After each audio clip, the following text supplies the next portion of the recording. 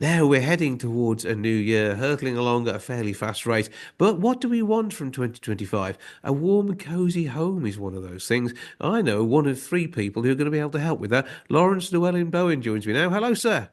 Isn't it funny that we're talking about warm and cozy? Because I think it's the sort of terminology that people have not used for a very long time. I think for years we've been bullied into this idea of wanting it kind of hipster or on trend or international or but suddenly people are understanding that the home is somewhere that is so incredibly important. It should be somewhere that's so nurturing, so nourishing. And terms like warm and cozy are they're so fabulously kind. They're so fabulously gentle in the way that they come across.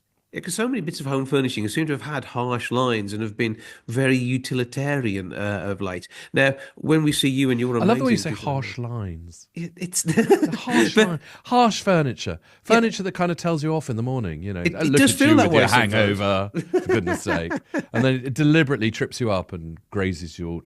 No, listen. I think it's a big thing. I mean, and actually, there's this obsession with the modern space that we've had, the open plan, light-filled environment, has actually not been a good thing on many levels. I think psychologically, I don't think it's a good thing, but we're now beginning to understand that it's actually been an incredibly bad thing environmentally. That having areas that are very difficult to heat, very difficult to control, having spaces that cannot be regulated, are doing an enormous amount of damage. And I think it's very interesting that by people now saying 66% of the population saying that they want to go warm and cozy, what they're also saying is they want somewhere that actually can be warm, physically warm. They want somewhere that can be cozy physically. And this is now keying right into what the government are wanting to do, which is to get everyone to start understanding that there are alternatives, and that specifically the idea of using a heat pump is something that, why not? It's something that you can explore. It's something that can make an enormous impact, not just on the environment in a very positive way, but also on your heating bills. And so, this is the backing up the survey is this idea that you can find out as much information as you need from gov.uk/heat pump. But actually, I think it's a wonderful way of getting people to understand that they can have the space that they need, the space that they want, but also get the kind of government support with the boiler upgrades scheme, the BUS. The government can give you up to £7,500 for actually sorting out your heating. And I think this is something that we really need to start considering. Absolutely. And yeah, whilst we can change the look and pop some throws in place, maybe a few scatter Love the way cushions you as say well. pop some throws in. I mean, you're literally, it's like you're after my job. Hang on, no one can You make compete it with sound you. so easy. Do you know how difficult it is to get a throw right, Jason? I mean, it But really, I can't even fold one. 30 years of experience have gone into throw wrangling for me. I don't really see you as a kind of a throwy person, though. Have you got I many do throws like at a home? good, I like a good cushion. You see, I'm terrible. There I am profiling you because I thought you'd like things to be quite simple, but actually you're quite fancy. I'd a bit of mixture of both. I mean, I like to have the cozy You like a room fancy and mixture. yeah, well, absolutely, don't we all? But having the ability to be able to have a space that you work in and a space to relax in, I think you need to compartmentalize the home maybe a little bit more, just to You do. But I think one of the things as well is that with more people working from home, I think this is one of the important things is that suddenly, you're not off during the day, so you're actually having to run things like the heating all day.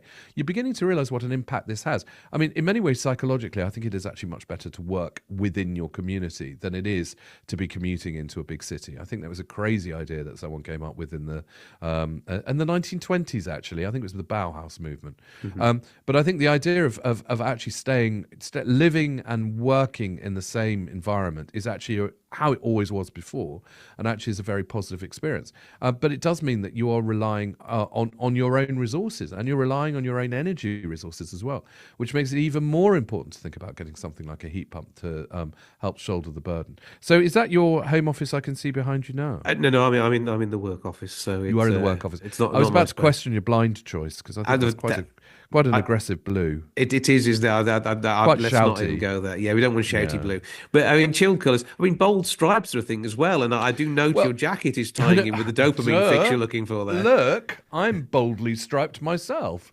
Yeah, no, it's funny. I think there's a lot of what used to be called traditional decorating going on again. So it's using things like pattern, it's using colors, it's using color combinations. It's also looking at things like curtains, as you say, it's things like throws and it's rugs. But there's been a sudden interest in bold stripes, which I love. I mean, there's nothing I like more than waking up in what's looking like a circus tent. Having a sort of a big pa on your every time you wake up in the morning is marvelous. But bold stripes are a good thing. That was the whole thing. I'm wearing bold stripes to make myself look taller and thinner. And actually wearing bold stripes in a room, putting bold stripes in a room will make that room the ceiling will look much higher, the whole place will look much more elegant. So why on earth not? I think apparently, I mean, it's not something I actually follow, but apparently there's a big thing about broad stripes in Emily in Paris. The fashionistas are getting very excited about broad stripes. And hey, let's follow them, shall we? Well, though you're usually ahead of the trends, to be fair. So you've probably been having that jacket knocking around for a good 6 months. Thing is, Jason, I mean, never, ever, ever follow somebody else's trend. Always make your own. I think and this is one of the big lessons we're actually beginning to learn, because your home is the only little corner of your world which you can completely control. Everybody else is going to have a bit of an opinion on the tie you wear. Although I really love the fact you're wearing a tie. The car you drive, the shopping you've got in your shopping trolley. But your home will always be a very kind of personal and very emphatically personality-driven space. So enjoy the fact that you can have the trend that you always wanted, and for you, it's a little bit fancy. But around all of that though, you might want to put in the likes of your sad lamp to sort of brighten this place when you need that vitamin D. Or it could well be that you're also thinking, hang on, yeah, that heat pump is going to work for me, because you take away part of the cost, part of the worry, and you're getting an environmentally friendly source of heat.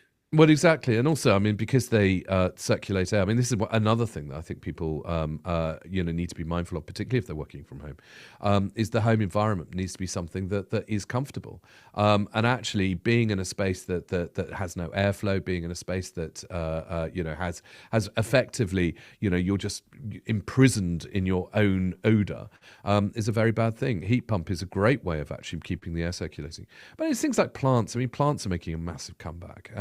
I can remember the big heyday of those enormous plants in the 80s, which always felt very kind of Golden Girls. But actually, having plants in an environment there's something rather lovely and nurturing about it. But they do an incredibly good job at processing the air. I always have this big thing at Christmas, which is I like to have as many spring bulbs around as possible. Mm-hmm. Really, to give you that sense of, okay, it's Christmas, yay, thank you, Noddy Holder, we've got the point. But actually, what this is really about is being on the cusp of a new year, and the fact that we've now got halfway through the winter. We've got the worst bit to come, but on the other side of that, we will have spring, and having the spring bulbs is a wonderful way of kind of bringing the future into your home, but also bringing the outside in as well. And Twixmas gives us the chance to start thinking about these things. I hate the word myself. But... What a term! Great. It's like a onesie, isn't it? Twixmas. And I'm going to spend a Twixmas in my onesie. Well, what makes sense to me is that they're the ones that are left in the box of celebrations, because someone's even eaten all the bounties before they got to the Twix. So I completely, that's the thing, is that, they're the ones that the least popular. But no, I mean, I think one of the things that we need to be get back on, Christmas, the Christmas and New Year period always used to be quite reflective for people. It used to be a time where you sort of thought about things. New Year particularly, it's not just about getting absolutely bladdered and passing out. It's actually thinking about what went good and what went bad in the year that's just passed, and actually being optimistic and constructive and creative about the year that's coming. And I think that actually making differences at home is a really, really good way of starting the new year. And the fact that the government will give you £7,500 to help explore the opportunity for a heat pump, I think is an extraordinarily good way of spending your January. And these things often warm. Although, of course, you'll be in Antigua as usual. I said, I'd be me in holidays. It's getting chance. I'm too busy. That's my excuse. I'm not too tired.